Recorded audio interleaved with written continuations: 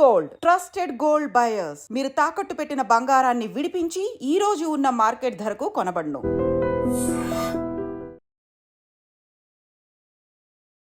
నమస్కారం, welcome to I dream. ధర్మ మార్గం విత్ విజిత కార్యక్రమానికి స్వాగతం.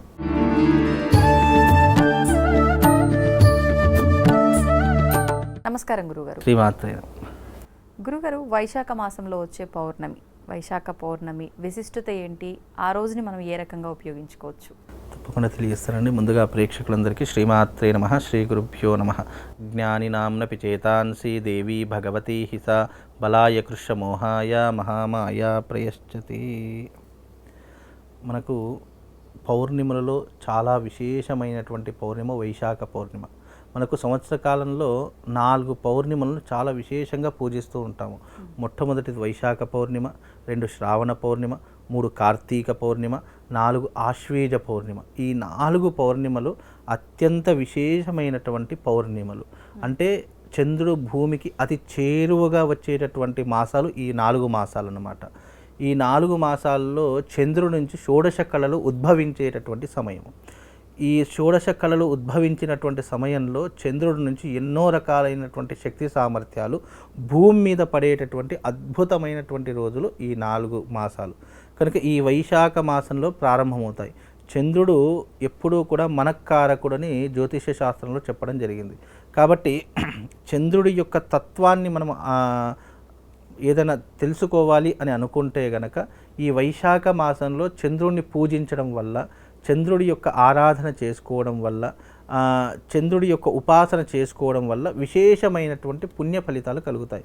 ఒకటి, మనస్సు ప్రశాంతంగా ఉంటుంది. అలాగే మనకు ఆరోగ్యం అనేటటువంటిది ఎప్పుడూ కూడా సహకరించేటటువంటి అవకాశాలు ఉంటాయి. అలాగే చంద్రుని ఆరాధించడం వల్ల లక్ష్మీ కటాక్షం కలుగుతుంది అని శాస్త్రీయ దృక్పథం. అందుకే ఈ యొక్క పౌర్ణమి రోజున ఏ దేవతను ఆరాధిస్తే విశేషమైనటువంటి పుణ్య ఫలితం అంటే లలితా పరమేశ్వరిని ఆరాధించడం చాలా విశేషమైనటువంటి పుణ్య ఫలితాలను కలిగిస్తూ ఉంటుంది. పౌర్ణమి రోజున ఏ పౌర్ణమి అయినా తీసుకోండి, దాంట్లో శాస్త్రంలో చెప్పినటువంటి ఏంటంటే పౌర్ణమి రోజున మనం కొన్ని విధి విధానాలు తప్పకుండా పాటించాలని అర్థం. అందులో 4 విధానాలు ఉన్నాయి. ఒకటి లలితా సహస్రనామ పారాయణము, 2 దేవీ ఖడ్గమాల పారాయణము, 3 విష్ణు సహస్రనామ పారాయణము, 4 కనకధార స్తోత్రము.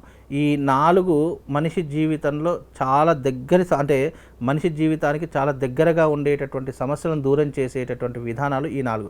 ఎందుకంటే దేవి ఖడ్గమాల పారాయణం చేయడం వల్ల పౌర్ణమి రోజున స్పెషల్, రోజు చేసేదానికంటే పౌర్ణమి రోజున చేస్తే గనక శత్రునాశనం జరుగుతుంది.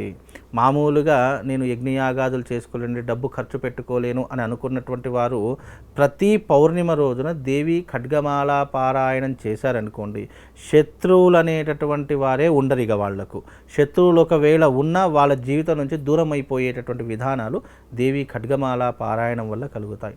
లలితా సహస్రనామ పారాయణం, దీనివల్ల మనిషి ఆర్థిక పరిస్థితి బాగుంటుంది. వివాహం కానటువంటి వారికి వివాహం అవుతుంది. సంతానం లేనటువంటి వారికి మంచి సంతానం కలిగేటటువంటి అవకాశం ఈ లలితా సహస్రనామ పారాయణం చేయడం వల్ల కలుగుతుంది. అలాగే కనకధార స్తోత్రము, ఆర్థిక పరిస్థితి బాగాలేనండి, నేను చాలా అప్పుల ఊబిలో కూడికిపోయాను, ఇక నాకు చావే శరణ్యం, ఇక అంతకు మించి నాకు వేరే పరిస్థితి కనిపించడం లేదు అని అనుకున్నటువంటి వాడికి కూడా ప్రతి పౌర్ణమి రోజున కనకధార స్తోత్ర పారాయణం చేసుకో, నీ జీవితంలో నువ్వు చూడలేనంత డబ్బు చూస్తావు. అంత విశేషమైనటువంటిది కనకధార స్తోత్రము. విష్ణు సహస్రనామ పారాయణము, మీరు జీవితంలో ఉన్నత స్థాయికి వెళ్ళాలనుకున్నా, మీరు జీవితంలో అత్యద్భుతమైనటువంటి స్థితిలో ఉండాలి అని అనుకుంటే, అంటే ఒక స్టార్ సెలబ్రిటీ స్టేటస్లో ఉండాలి అని అనుకుంటే, జీవితంలో నిన్ను నలుగురితో పాటు కాకుండా నిన్ను ప్రత్యేకంగా చూడాలి అని అనుకుంటే, నువ్వు అనుకున్నది సాధించాలి అంటే విష్ణు సహస్రనామ పారాయణం చేసుకో. ఈ రకమైనటువంటి పారాయణాలు మీ జీవితాన్ని ఉద్ధరింపజేసేటటువంటి రోజులు. అవి ఏ రోజున చేస్తే బాగుంటుంది అంటే ఇదిగో ఈ పౌర్ణమి రోజున ఆచరించాలి. విశేషంగా ఈ పౌర్ణమి రోజున ఈ పఠనం చేయడం ద్వారా నీ జీవితంలో తిరుగుండదిగా. నీ జీవితాన్ని ఉద్ధరింపజేసుకోవడానికి, నీ జీవితాన్ని మార్చుకోవడానికి ఈ వైశాఖ పౌర్ణిమ రోజున ఈ రకమైనటువంటి విధానాలను చేసుకోండి.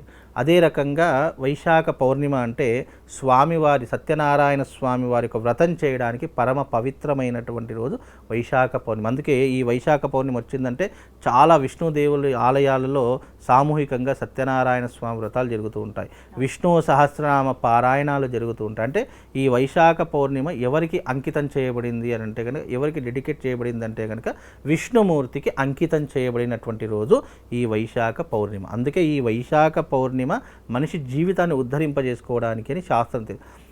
ఎప్పుడైతే మనిషి యొక్క జాతకం బాగాలేదో, లేదా మనిషి ఎన్నో కష్టాల ఊబిలో కూడుకుపోయాడు అనుకున్నటువంటి సమయ సందర్భాల్లో ప్రతి మనిషికి చాలా అంటే వాడుక భాషలో మాట్లాడుతుంటారు, నాకంటూ ఒక రోజు రావాలి, నాకంటూ ఒక టైం రావాలి, నాకు వచ్చినప్పుడు నేనేంటో నిరూపించుకుంటాను అంటుంటారు సరే.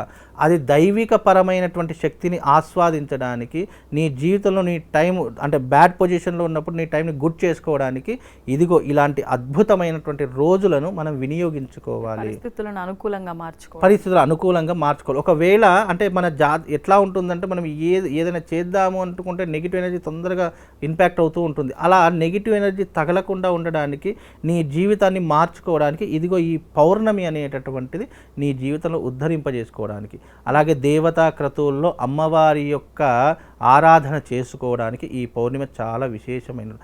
అందులో ఈ వైశాఖ పౌర్ణిమ రోజున అరిష్ట నివారణ తంత్ర యాగం చేయించుకోవాలి.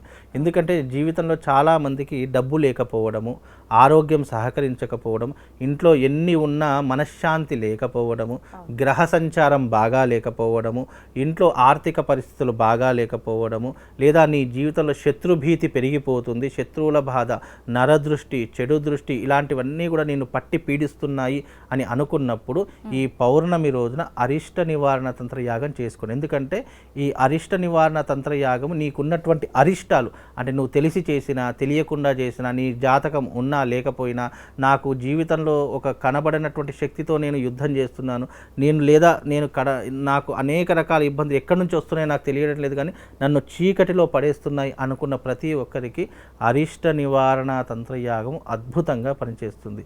ఈ అరిష్ట నివారణ తంత్రయాగం చేసుకోవడం ద్వారా నీ జీవితంలో ఉన్నటువంటి ఇక్కట్లు, బాధలన్నీ కూడా తొలగిపోవడానికి కారణమవుతుంది. అది ఏ రోజున చేసుకోవాలి, ఏ రోజున చేసుకుంటే 1000ల ఫలితం వస్తుంది అంటే ఇదిగో ఈ వైశాఖ పౌర్ణిమ రోజున అరిష్ట నివారణ తంత్ర యాగం చేసుకోండి. దాని ద్వారా నీ జీవితంలో అనేక మార్పులు సంభవిస్తాయి, నిన్ను ఒక ఉన్నతమైనటువంటి స్థితిలో కూర్చోబెడతాయి. మనిషి ఏదైనా సాధించేటప్పుడు కానివ్వండి, ఏదైనా ప్రయత్నపూర్వకంగా ఉద్యోగం కానీ, వృత్తి కానీ, వ్యాపారం ఏది చేసినా కూడా మనం ముందుకు వెళదామనుకుంటే ఏదో తెలియనటువంటి నెగిటివ్ నుంచి మనకు వెనక్కి లాగేస్తుంటుంది, లేదా చేసే ప్రతి పనిలో ఆటంకాలు, అది మనిషి ద్వారా కావచ్చు, నేచర్ ద్వారా కావచ్చు, ఎవరి ద్వారా అయినా కావచ్చు, ఏదో ఒక ఇబ్బందులు ఏర్పడుతూ ఉంటాయి. అలాంటి ఇబ్బందుల నుంచి మనం బయటపడడానికి ఈ పౌర్ణమి చాలా అద్భుతంగా ఉపయోగపడుతుంది. ఇది కేవలం దేవతా ఆరాధన కోసమనే కాదు, తనంతట తాను తన జీవితాన్ని ఉద్ధరింపజేసుకోవడానికి, మొత్తం నెగిటివ్ ఎనర్జీ నుంచి దూరం కావడానికి ఈ యొక్క పౌర్ణమి చాలా ఉపయోగపడుతుంది. అరిష్ట నివారణ తంత్ర యాగం చేయించుకోవడం ద్వారా విశేషమైనటువంటి పుణ్య ఫలితాలు కలుగుతాయి. అలాగే స్తోత్ర పారాయణ, నేను చెప్పినటువంటి పారాయణాలు ఉన్నాయి, అవి ఎవరికి వారు చేసుకుంటే కనుక, చాలామంది ఏమనుకుంటే నేను ఇవన్నీ చేయలేను, ఇవి చేసుకోవాలంటే కనుక సాయంకాలం 8 గంటలకు ప్రారంభం, ఉదయకాలం అవసరం. ఎందుకంటే ఇది పౌర్ణమి కాబట్టి చంద్రోదయానికి మనం ఉదయకాలం అవుతుంది కాబట్టి చంద్రోదయం ఎప్పుడైతే అవుతుందో ఆ సమయంలో చేసుకోవడం ద్వారా, ఉదాహరణ 9 గంటలకు మనకు చంద్రోదయం అవుతుంది అని అనుకోండి, 8 గంటలకే మనం ప్రారంభం చేసుకోవాలి. ఆ రకంగా ప్రారంభం చేసుకుంటే విశేషమైనటువంటి పుణ్య ఫలితం కలుగుతుంది. అది ఒకవేళ ఎవరైనా ఇలాంటివి చేసుకున్నప్పుడు తప్పకుండా పాల పదార్థాలను నైవేద్యంగా అమ్మవారికి సమర్పించాలి.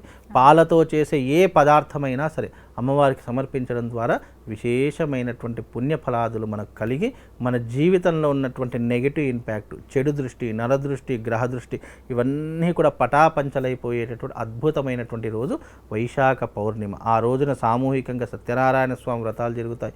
ఎన్నో దగ్గర వైష్ణవ ఆలయాల్లో విశేషమైనటువంటి పూజాది క్రతువులు జరుగుతాయి. కాబట్టి ఇలాంటి రోజు విష్ణుమూర్తికి అంకితం చేయబడింది కాబట్టి ఈ రకమైనటువంటి పద్ధతులను పాటించడం ద్వారా మనకు పుణ్యము పురుషార్థంతో పాటు మన జీవితాన్ని ఉద్ధరింపజేసుకున్న వాళ్ళం అవుతామమ్మా. ఈ పారాయణం ఇవన్నీ మాకు తెలియదు, మేము చేయలేము అనుకున్న వాళ్ళ ఆలయ దర్శనం చేసుకున్నా సరిపోతుందంటారా? అయితే చాలామందికి పారాయణం చేసుకోలేము అనుకున్నటువంటి వాళ్ళు కనీసం శ్రవణం చేసుకోవాలి. మనం ఇప్పుడు ఇంట్లో ఉన్నాము, టీవీలో మనం ఆ పారాయణం పెట్టుకున్న వినడం ద్వారా కూడా, అంటే భక్తిగా మనం ఏదైతే మనం పారాయణం చేస్తామో ఎంత శ్రద్ధగా చేస్తామో వినడం కూడా అంతే శ్రద్ధగా చేస్తూ ఉండాలి. అవి మనకు వినిపించినప్పుడల్లా మనం పారాయణం అంటే మన నోటితో ఉచ్చరించే ప్రయత్నం చేయాలి.